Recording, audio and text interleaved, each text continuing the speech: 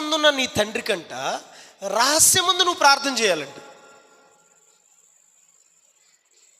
అర్థమవుతుందా? ఎవరికి ప్రార్థన చేయాలంట? రహస్యమందు నీ తండ్రికి. నువ్వు ఎలా ప్రార్థన చేయాలంట? రహస్యంగా చేయాలంట. మనం ఎలా ప్రార్థన చేయడానికి ఇష్టపడతాం? అందరితో కలిసి ప్రార్థన చేయడానికి ఇష్టపడతాం. అప్పుడే ఎక్కడ లేని యాక్షన్ వస్తుంది మనకు, అప్పుడే ఎక్కడ లేని కన్నీరు వస్తాయి. ఏడ్చి ప్రార్థన చేస్తుందయ్యా మనిషి. ఎవరు చెప్పారు ఏడ్చి ప్రార్థన చేయమని? నీకు బాధ ఉంటే ఆటోమేటిక్గా ఆ ఏడుపు వస్తుంది.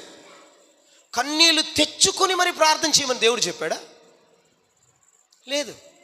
నీ మనసులో ఉన్న బాధ ఆటోమేటిక్గా వాటి కన్నీటిని తెప్పించేస్తుంది.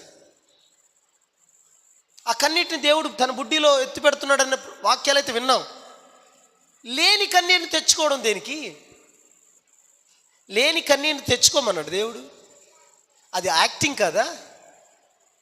యాక్టింగే కదా. కన్నీరు ఎలా వస్తుంది? నీ మనసులో బాధ కన్నీటి రూపంలో వస్తుంది. ఒకటి. రెండు, దేవుడు చేసినటువంటి మేలును తలంచుకుంటే, ఆయన మన మీద చూపించిన ప్రేమను తలుచుకుంటే, బయట వ్యక్తులు చూపించే ప్రేమ కంపేర్ చేసుకుంటే, దేవా నీ ప్రేమ చాలా గొప్పది నాయన, మనుషుల్ని ఇలా ప్రేమించలేరు నాయన,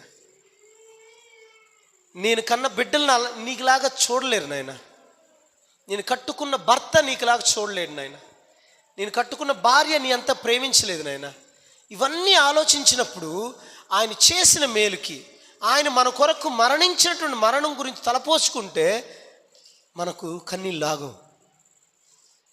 ఆ కన్నీళ్ళని గురించి మాట్లాడలే. ప్రార్థన అనగానే ఎక్కడ లేని కన్నీరు తెచ్చుకుంటాం. సందర్భం సమయం లేదు. ఏం ప్రార్థన చేస్తున్నామో తెలియదు, ఏం